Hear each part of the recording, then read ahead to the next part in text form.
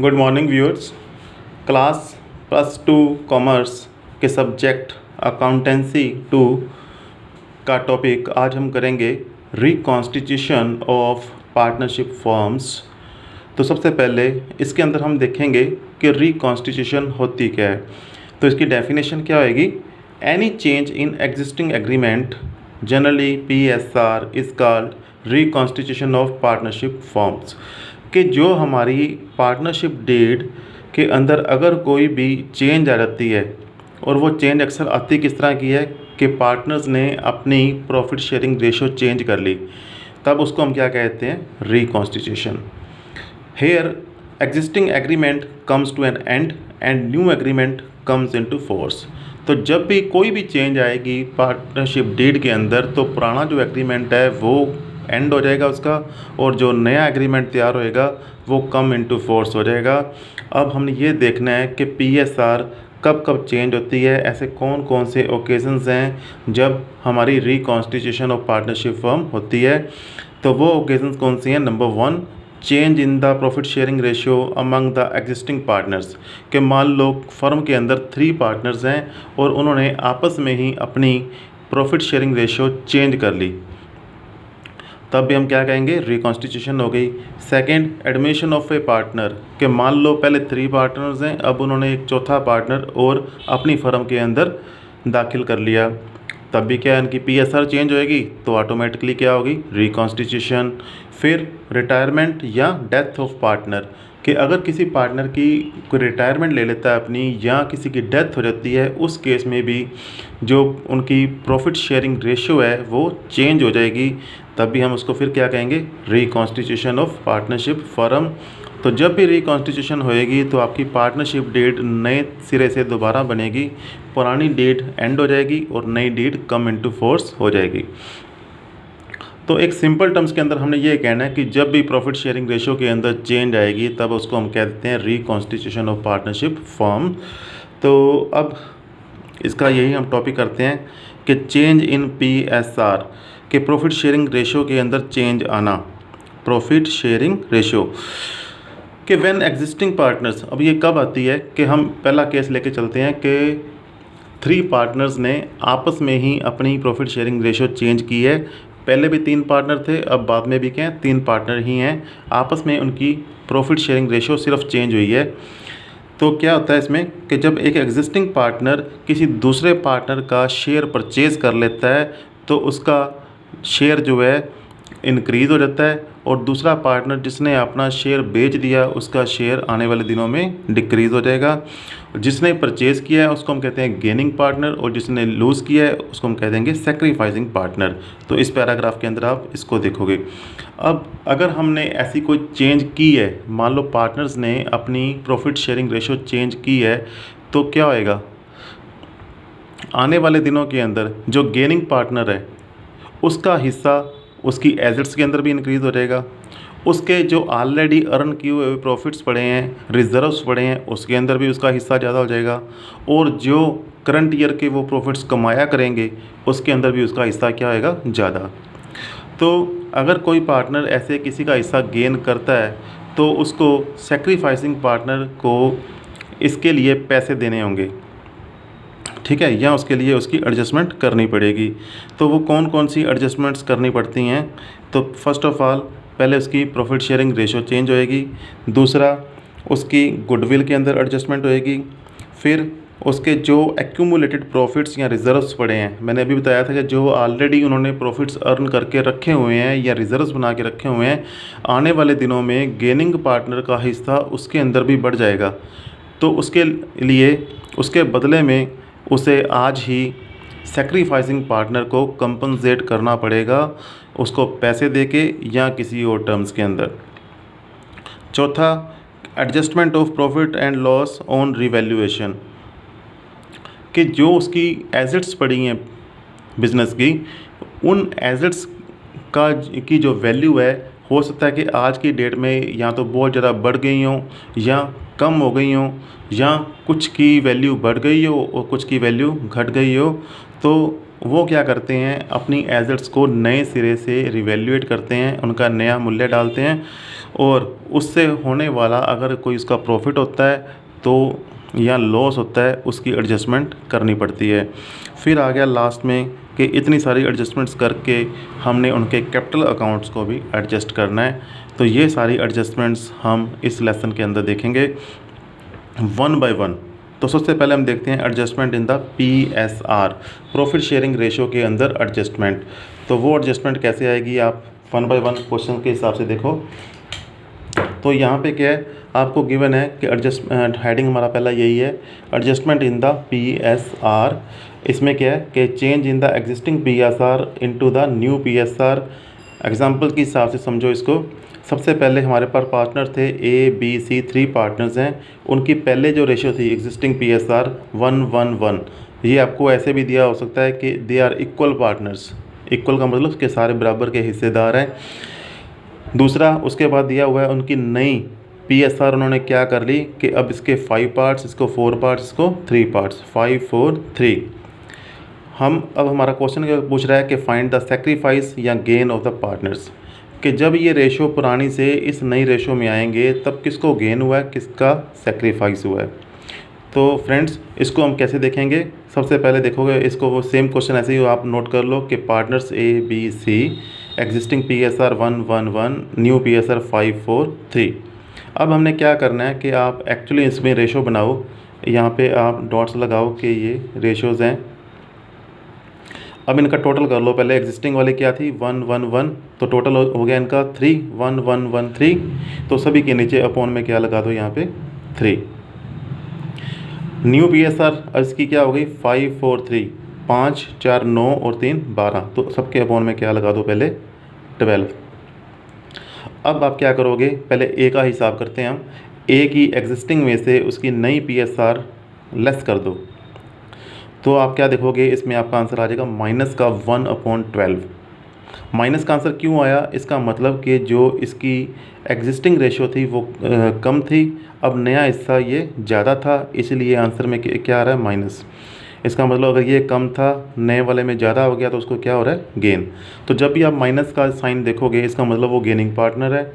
दूसरे को हम देखते हैं, जब 1/3 में से 4/12 को हम घटाएंगे तो 4/12 का मतलब हमें पता है कि 1/3 हो गया काट के, तो ये यहाँ पे क्या आ गया, नील, कि इसने ना गेन किया है ना इसने कोई सेक्रीफाइस किया है। तीसरा पार्टनर जब इसको हम लेस करेंगे 1/3 में से ये, तो आपका आंसर आ जाएगा प्लस का 1/12। तो देखने से हमें पता लग रहा है कि इसने 1/12 हिस्सा सेक्रीफाइस किया है, जो कि A ने उतना ही हिस्सा गेन कर लिया। तो अब आपका हमारा आंसर क्या आ गया कि सेक्रीफाइस गेन कितना है, 1/12। तो एक छोटी सी एग्जांपल मैंने आपके लिए यहाँ पे लिख भी दी है, आप अपने आप करके देखो इसको, कि ये पार्टनर्स हैं, existing ratio, new ratio, find the sacrifice gain. Answer आपको दिए हुए हैं ऑलरेडी कि A इसमें सेक्रीफाइस करेगा 3/30 से और बाकी दोनों क्या करेंगे, गेन। तो do it and match the answers. Next अब हम करते हैं अब सेकंड एग्जांपल इसकी।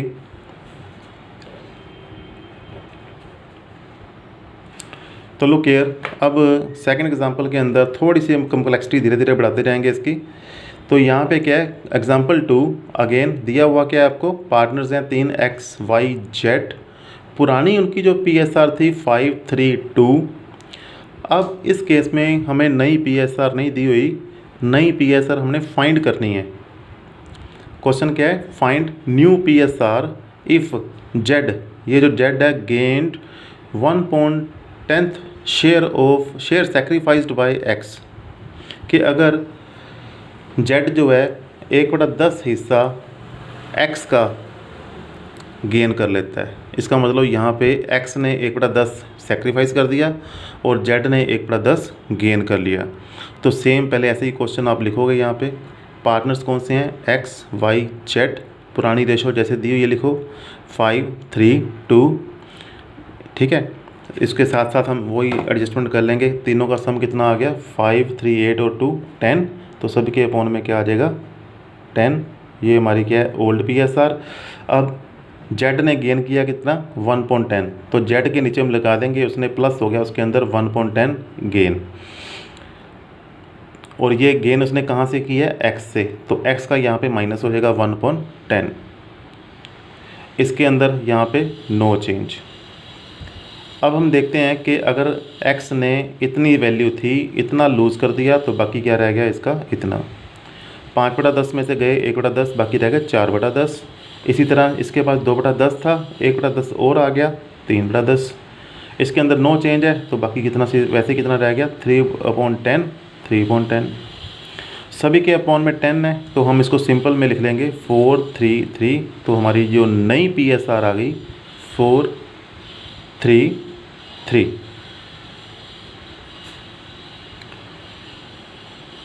नाउ फर्दर एक छोटा सा क्वेश्चन और। अब यहाँ पे देखो, इसमें अगेन आपको क्वेश्चन गिवन है कि पार्टनर्स हैं XYZ।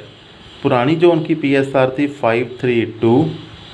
Okay, find the new PSR if Z gained 1/10 share sacrificed equally by X and Y। इस केस के अंदर ये पुराने क्वेश्चन की तरह Z ने गेन कितना किया है 1/10, पर ये 1/10 छोड़ा किसने है, लूज़ कितने किया है, X और Y ने बराबर बराबर। 1/10 हिस्से के 2 हिस्से करेंगे हम, जो कि एक X ने हिस्सा लूज़ किया है, एक Y ने। तो यहाँ पे क्वेश्चन को समझना है बहुत ध्यान से कि 1/10 हिस्सा इसको मिला है और 1/10 हिस्सा दोनों ने कलेक्टिवली छोड़ा है, आधा आधा। तो यहाँ पे लिखेंगे क्या क्वेश्चन के अंदर कि 3 पार्टनर्स हैं XYZ, ओल्ड रेशो 532।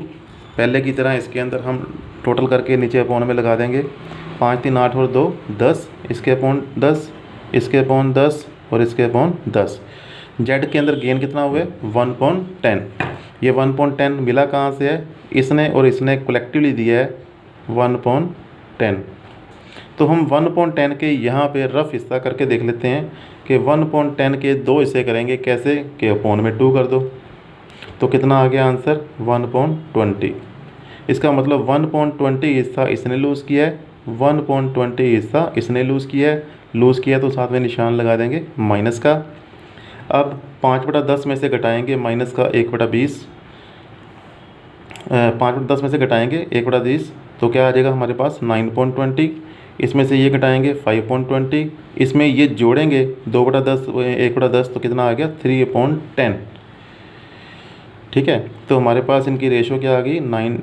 अब इसके सभी के अपॉन में देखो इक्वल अमाउंट नहीं है, तो हम क्या करेंगे, इसको सिंप्लीफाइड एक रेशो के अंदर कन्वर्ट करना है। वो कैसे करेंगे, तो पहले इसको दोबारा आप यहाँ पे लिख लो कि XYZ 9/20, 5/20 एंड 3/10। यहाँ पे अपॉन में 10 है, तो हम क्या करेंगे, नीचे तीनों का हम एलसीएम ले लेंगे।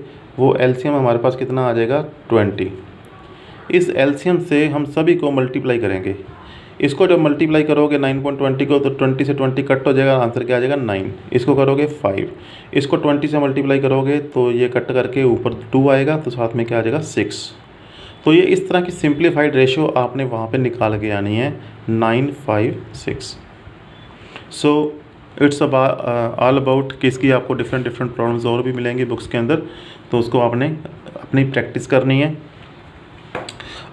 तो ये थी first adjustment in the PSR, कि जब भी एक पार्टनर ने गेन किया है तो दूसरे ने ऑटोमेटिकली क्या किया है लूज़। तो सेकंड एडजस्टमेंट अब हम देखने जा रहे हैं इसके अंदर। उसके अंदर क्या है, एडजस्टमेंट ऑफ गुडविल। बहुत ही ज़्यादा इम्पोर्टेंट टॉपिक है और 99% इसमें से आपको एक क्वेश्चन आना है। तो क्या करना है एडजस्टमेंट ऑफ गुडविल के अंदर, कि यहाँ पे पहले इसको हम ये देखते हैं कि इसकी ज़रूरत क्या है एडजस्टमेंट करने की गुडविल की।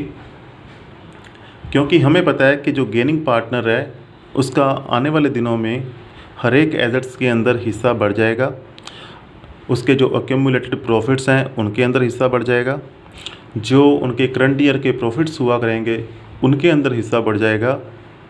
तो इस बढ़े हुए हिस्से को कंपनसेट करने के लिए उसको कुछ देना पड़ेगा सेक्रीफाइसिंग पार्टनर को। ठीक है, तो वो चीज़ निकालने के लिए कि हम उसको कितना डेबिट करें, कितने अमाउंट से उसको हम एडजस्ट करें, तो उसके लिए हमें हर तरह की एडजस्टमेंट्स करनी पड़ती हैं। तो वही एडजस्टमेंट है एडजस्टमेंट ऑफ गुडविल। ठीक है, तो अब एग्जांपल से हिसाब से हम इसको पहले समझेंगे कि आपको एग्जांपल दी हुई है कि 3 partner XYZ, old PSR 532 new 111 कि अब नई उसकी जो रेशो है वो अब इक्वल पार्टनर्स बन गए, पहले इक्वल नहीं थे अब इक्वल पार्टनर्स बन गए। तो क्वेश्चन में मैंने सिंप्लीफाई करके लिखे है यहाँ पे, तो आपको वर्डिंग समझनी पड़ेगी क्वेश्चंस की कि बुक्स के अंदर ऐसे लिखा होगा कि now they are equal partners, तो इट मीन्स 111। आगे क्वेश्चन हमारा दिया हुआ है कि गुडविल जो है फर्म की वैल्यूड एट 90,000, कि फर्म की जो गुडविल की वैल्यू उन्होंने डाली, उनकी बुक्स के अंदर नहीं लिखा हुआ था, बट उन्होंने ये कहा है कि हमारी जो फर्म की गुडविल है वो 90,000 रुपीज़ है। ठीक है, कि आने वाले दिनों के अंदर गेनिंग पार्टनर इसके अंदर भी ज़्यादा अमाउंट का हिस्सेदार बन जाएगा, उसके बदले में हमें कंपनसेट करो। तो अब हम इसके अंदर जनरल एंट्रीज शो करते हैं। मैंने 4 क्वेश्चंस एक क्वेश्चन के अंदर डाल दिए हैं। हर तरह की जो प्रॉब्लम्स है इससे आपकी सॉल्व हो जाएगी कि ये 90,000 जो वैल्यू है ये हमने मार्केट की वैल्यू के हिसाब से अपनी वैल्यू डाली है। ये वैल्यू हमारी बुक्स के अंदर एडेड साइड्स पे नहीं लिखी हुई। ठीक है, ये हमने वैसे ही एक डिफरेंट तरीके जो हमने सीखे थे 3rd लेसन में वैल्यूएशन ऑफ गुडविल, उन डिफरेंट मेथड्स को यूज़ करके अपनी गुडविल की वैल्यू निकाली है। बट मान लो कि इस गुडविल के अलावा हमारी बुक्स के अंदर भी कोई गुडविल की वैल्यू लिखी हो, तब हम इस क्वेश्चन को कैसे करेंगे। तो मैंने सारे क्वेश्चन को 4 डिफरेंट क्वेश्चंस बना के इसको डिवाइड कर दिया है। तो आप इसमें ये ध्यान रख के चलो कि जो 90,000 है उसकी मार्केट वैल्यू है। दूसरा, इसके साथ में एडिशनल इन्फॉर्मेशन दी हुई है कि no goodwill appear in the books of firm, कि बुक्स के अंदर एजेड साइड पे कोई गुडविल नहीं है। तब इसको हम कैसे करेंगे।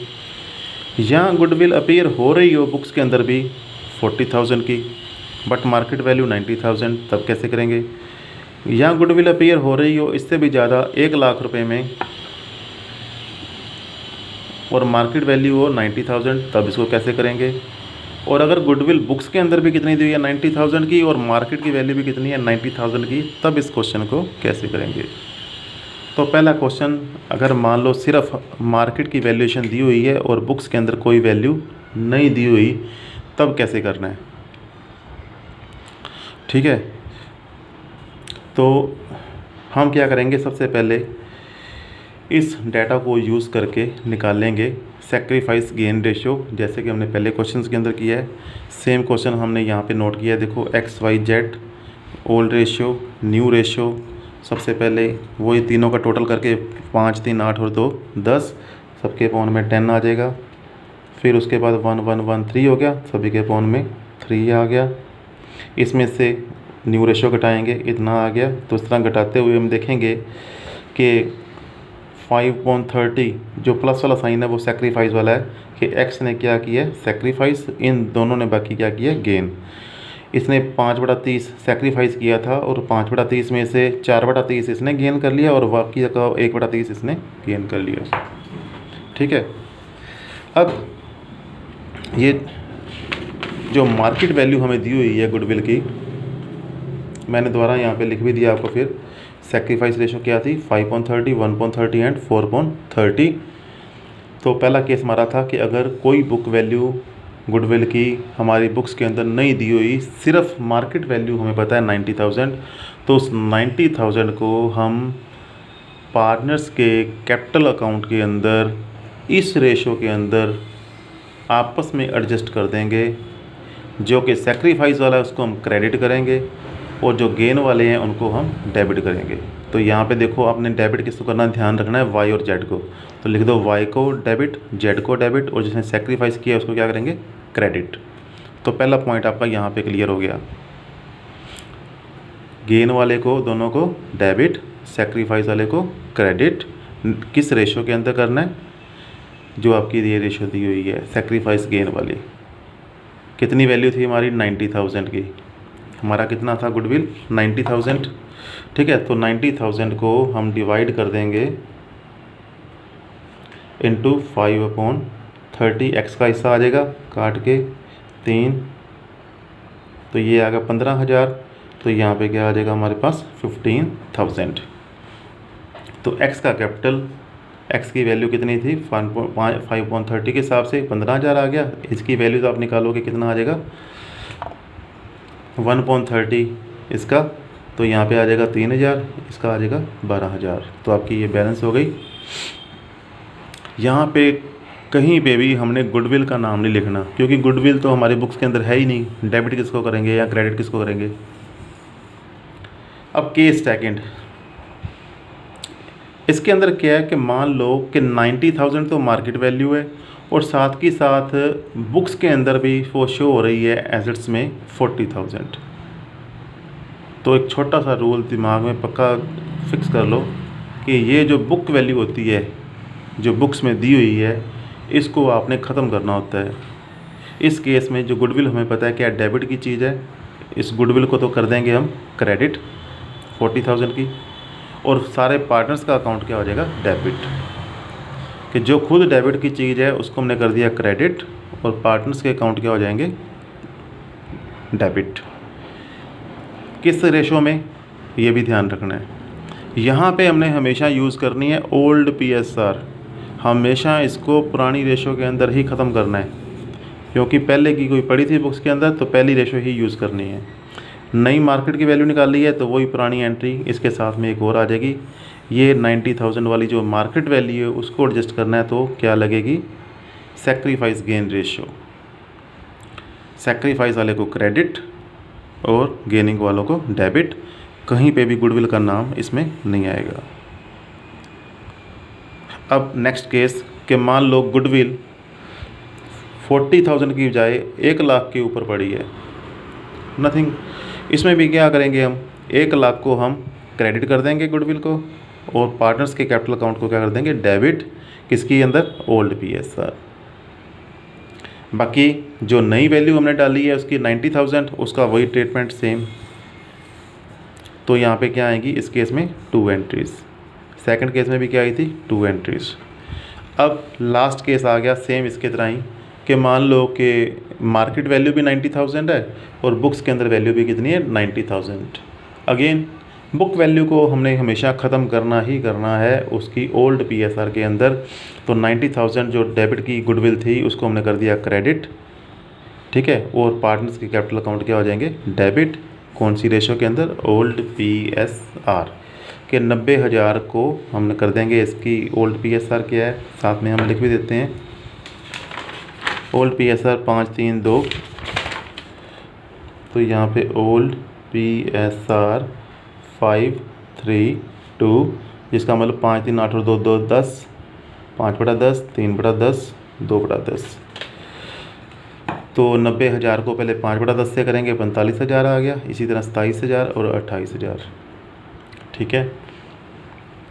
सेकंड एग्जांपल वही जो 90,000 की है उसको हमने किस रेशो के अंदर एडजस्ट करना है, उनकी सैक्रिफाइस गेन रेशो के अंदर।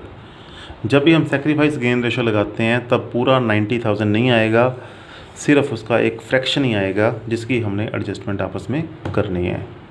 यहाँ पे जो बुक वैल्यू है वो पूरी की पूरी वो उनका डेबिट क्रेडिट हो जाएगा यहाँ पे। तो ये 3-4 चीज़ें हैं जो आपने अपने माइंड के अंदर फिक्स कर लेनी है। अब एक एग्ज़ाम्पल आपके लिए, आप अपने आप करोगे, काफ़ी मैंने हिंट दे भी दिए हैं इसके अंदर। तो इसकी वैल्यूज़ हम पुट करते हैं इसमें देख के।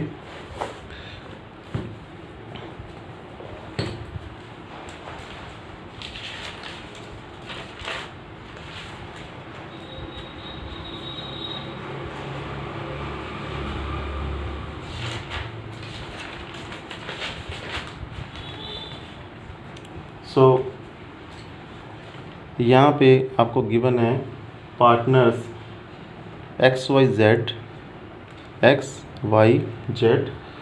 3, 2, 1 ओल्ड PSR है, 2, 3, 1 इसकी नई PSR है। इस केस में पार्टनरशिप डेट क्या कहती है, वो कहती है कि वैल्यूएशन ऑफ गुडविल आपने मार्केट से नहीं पता करनी, कैसे पता करनी है, एक क्वेश्चन की हेल्प लेके कि valuation of goodwill at 3 year purchase of last 5 year average profits which are as follows. पहले साल का, दूसरे साल, तीसरे साल, चौथे साल और पाँचवें साल का जो लॉस है कि 5 सालों का जो एवरेज प्रॉफिट है उसके ऊपर 3 ईयर परचेज लगा के हमने क्या निकालनी है, गुडविल। और उस गुडविल को आगे हमने एडजस्ट करना है एक्स वाई जेड के अंदर। ठीक है, तो यहाँ पे क्वेश्चन में लिख देंगे पास नेसेसरी जर्नल एंट्री। तो पिछले क्वेश्चन के अंदर हमें क्या है, गुडविल की वैल्यू दी हुई थी 90,000। इस केस में वो गुडविल भी पहले हमने निकालनी है। तो हिंट क्या है, goodwill 3 year purchase of average profit. Average profit आपका जब इसको काउंट करोगे वो आएगा 2 लाख। ये नेगेटिव है, इसको घटा देना है, बाकी चारों को जोड़ के। ठीक है, तो 2 लाख को 3 से मल्टीप्लाई करेंगे, कितना आ जाएगा, 6 लाख की गुडविल बन जाएगी। उस गुडविल को फिर हम देखेंगे, इनको यूज़ करके सेक्रीफाइस गेन रेशो निकालेंगे। ये आ जाएगा एक्स का सेक्रीफाइस, वाई का गेन, और उसके बाद हम जनरल एंट्री पास कर देंगे। हमें पता है कि इसकी सिर्फ मार्केट वैल्यू दी हुई है हमें, जो हमने कैलकुलेट की है। ठीक है, तो इसके लिए ऊपर कौन सी लगती है रेशो, सेक्रीफाइस गेन रेशो। तो हम क्या करेंगे, 6 लाख के ऊपर हम लगाएंगे सेक्रीफाइस गेन रेशो। तो 6 लाख को मल्टीप्लाई करेंगे, यहाँ पे वर्किंग नोट यहाँ पे बना लेना कि 6 लाख की जो हमारे पास गुडविल थी उसका 1.6 करेंगे, कितना आ गया, 1 लाख। 1 लाख को जो सेक्रीफाइसिंग पार्टनर है उसको कर देंगे क्रेडिट, और जो वाई हमारा जो गेनिंग पार्टनर है उसको क्या कर देंगे, डेबिट। तो जनरल एंट्री सिंप्लीफाइड ऐसे हमारी तैयार हो जाएगी। दोबारा देख लो इसके अंदर कि हमने मार्केट वैल्यू पहले फाइंड की है कि गुडविल की कितनी आ गई, 6 लाख। उस 6 लाख क्योंकि मार्केट वैल्यू है तो उसको हमने सेक्रीफाइस गेन रेशो के अंदर डिवाइड करना है, आपस में पार्टनर्स के अंदर सेक्रीफाइसिंग और गेनिंग वाले। ठीक है, इसमें जेड न्यूट्रल है, जेड ने को ना लॉस हुआ है ना गेन हुआ है। ठीक है, तो सिर्फ एडजस्टमेंट किस में होगी, एक्स एंड वाई के बीच में। तो 6 लाख रुपए का 1/6 हिस्सा हम कर लेंगे, तो ये आ जाएगा 1 लाख रुपए। तो इसमें गेनिंग वाले को डेबिट करना है और लूजिंग वाले को क्रेडिट। सो इसमें यही बस मैटर है। इसका क्वेश्चन ऑलमोस्ट 99% क्वेश्चन आता ही आता है। यह हमें बड़े क्वेश्चन के अंदर एक पार्ट बन के आ जाता है। अब थर्ड पार्ट, ये भी, इसके भी इक्वलेंट चांसेस इसके रहते हैं क्वेश्चन आने के, या गुडविल का आ जाता है या इसका आ जाता है। अब हम करने जा रहे हैं तीसरी एडजस्टमेंट। वो तीसरी एडजस्टमेंट कौन सी है, adjustment of accumulated profits and reserves. मैंने पहले ही कहा था कि जब भी कोई रिकॉन्स्टिट्यूशन होती है तब जो गेनिंग पार्टनर है आने वाले दिनों के अंदर ज़्यादा हिस्से का मालिक बन जाता है, एसेट्स के भी, उनके ऑलरेडी कमाए हुए प्रॉफिट्स का भी, और जो करंट ईयर के प्रॉफिट्स होते हैं उनका भी। तो उनके लिए हमें एडजस्टमेंट करनी पड़ती है। तो ये जो ऑलरेडी कमाए हुए उनके प्रॉफिट्स हैं जो रिजर्व्स की फॉर्म में पड़े हैं या प्रॉफिट एंड लॉस अकाउंट के क्रेडिट बैलेंस में पड़े हैं, उनकी एडजस्टमेंट भी हमें करनी पड़ती है। तो हम देखते हैं इसका वही चीज़ कि अगर क्वेश्चन के अंदर हमारा क्वेश्चन है, बैलेंस शीट शो कर रही है, रिजर्व्स भी शो कर रही है और प्रॉफिट्स भी शो कर रही है क्रेडिट साइड के ऊपर, अंडर द डिफरेंट नेम्स। वो ऐसे भी लिखा हो सकता है, simple profit and loss account, credit balance, reserves account या reserve and surplus account, workman compensation reserves, reserve नाम लिखा हुआ है कि वर्कमैन की कंपनसेशन के लिए रखे हुए थे, नहीं ज़रूरत पड़ी तो ठीक है, ये ओनर के हिस्से हैं। इन्वेस्टमेंट फ्लक्चुएशन रिजर्व कि अगर हमने जो इन्वेस्टमेंट्स की हुई हैं उनकी वैल्यूज़ के अंदर कोई चेंजेस नहीं आई, ठीक है, तो हमें इन रिज़र्व्स की ज़रूरत नहीं पड़ी। अब ये रिज़र्व्स क्या है, ओनर का ही हिस्सा है, तो ये चारों रिज़र्व क्या है, ओनर्स का ही पार्ट हैं, तो इनको हमें एडजस्ट करना पड़ता है। सॉल्यूशन कैसे करेंगे, इसके सॉल्यूशन के भी कई तरह के स्टेप्स हैं, कई डिफरेंट टाइप के सॉल्यूशन होते हैं डिपेंडिंग अपॉन द कंडीशन। वो देखना पहला कि अगर इसमें हमने देखना है कि क्वेश्चन क्या कहता है कि इसमें फर्म अगर चाहती है कि इन अकाउंट्स को हमने क्लोज़ करना है, कि अगली जो बैलेंस शीट बनेगी रिकॉन्स्टिट्यूशन के बाद उसके अंदर अब ये अकाउंट्स हमने ख़त्म करने हैं, कि दोबारा नज़र नहीं आएंगे, नील करना है।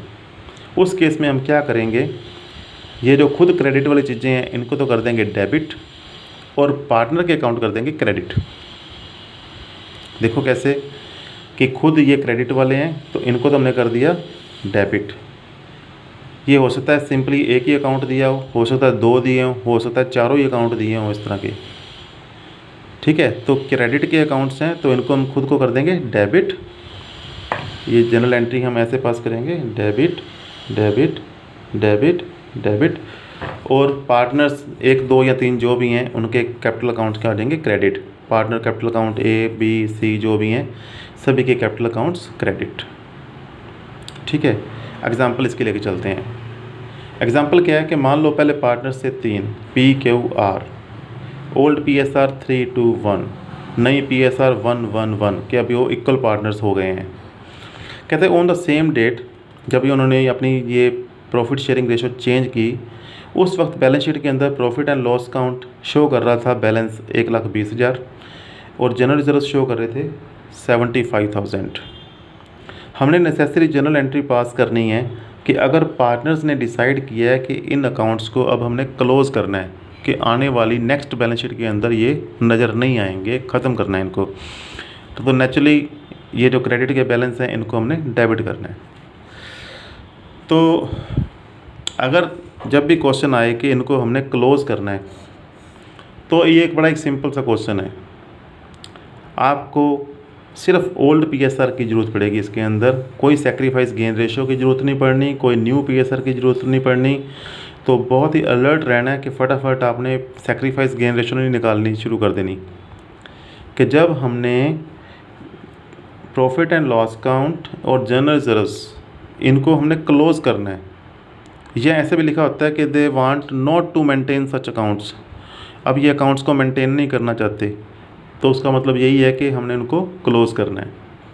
ठीक है, तो उस केस के अंदर हम इनको कर देंगे डेबिट और पार्टनर्स के कैपिटल को कर देंगे क्रेडिट। किस रेशो को यूज़ करके, सिर्फ ओल्ड PSR, ये जो न्यू PSR है हमारे लिए क्या है, इररेलेवेंट डाटा है। यहाँ पे आपने कन्फ्यूज़ नहीं होना कि क्यों दिया हुआ है, ये आपको कन्फ्यूज़ करने के लिए दिया हुआ है। तो हम कैसे करेंगे सॉल्व इसको, देखो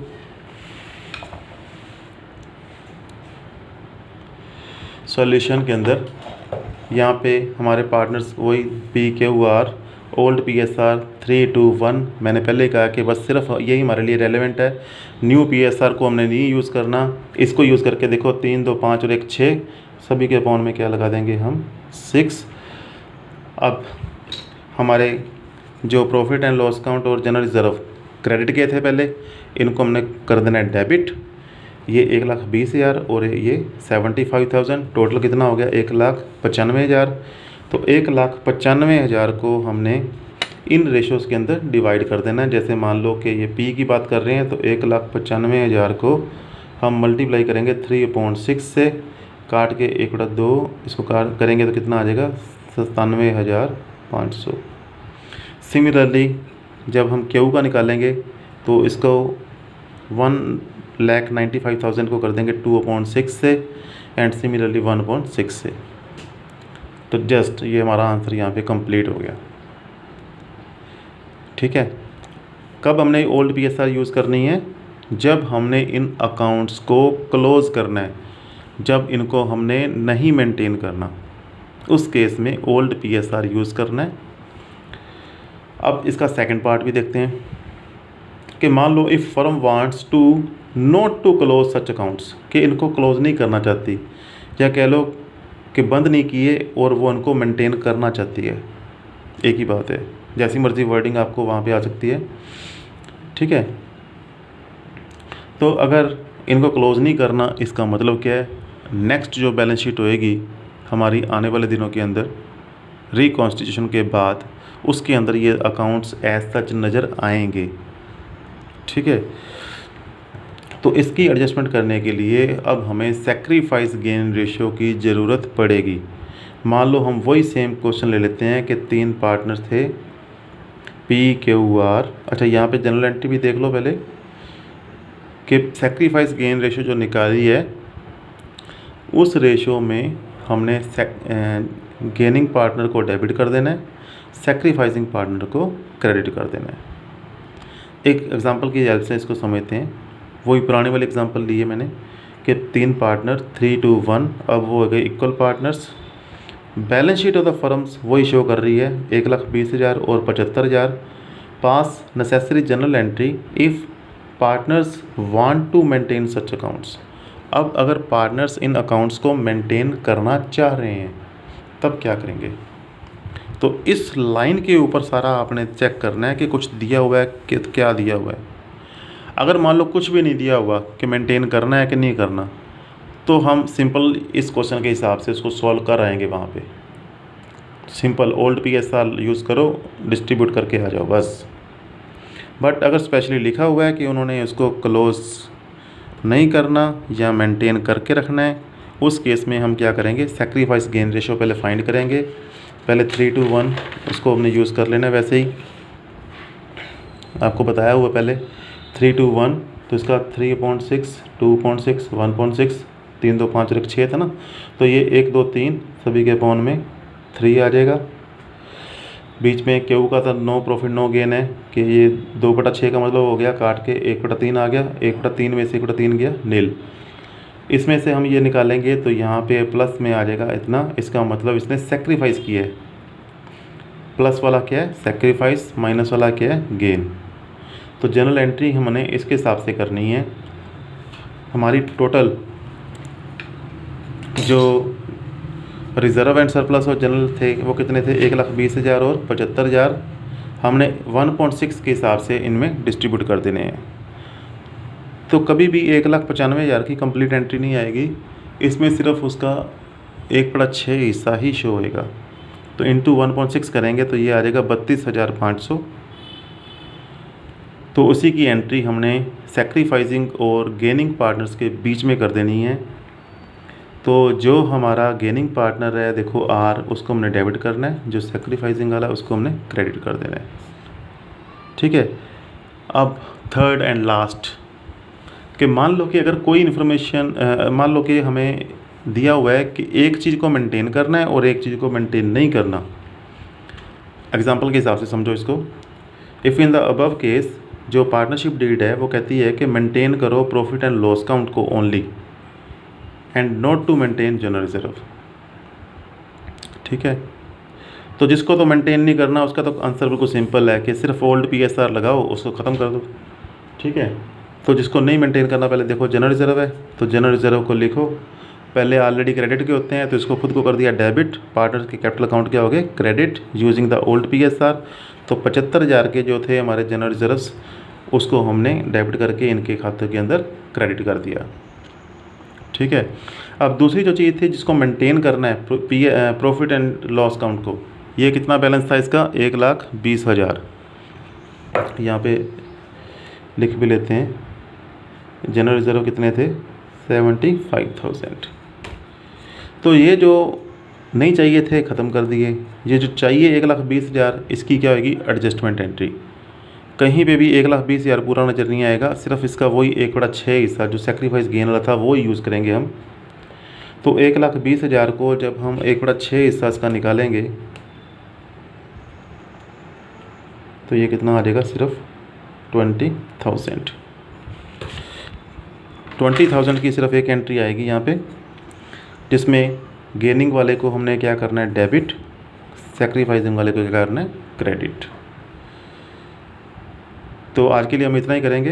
तो इसको ध्यान से बड़ा रिवाइज़ करना है। तीनों ही पार्ट बहुत ज़्यादा इम्पोर्टेंट है और जो बाकी का लेसन है वो सारा इसी के ऊपर ही निर्भर करता है कि अगर आपको ये समझ लग गया तो बाकी चीज़ें आपको सारी समझ आ जाएंगी। तो नेक्स्ट वीडियो मैं आपको जल्द ही बना के भेजूँगा, जिसके अंदर अब हम करेंगे इसका जो रिमेनिंग पार्ट है, प्लस रिवैल्यूएशन अकाउंट्स क्या होते हैं, प्लस जो हमने एक फुल 6 मार्क का जो क्वेश्चन करना है उसके लिए। Okay students.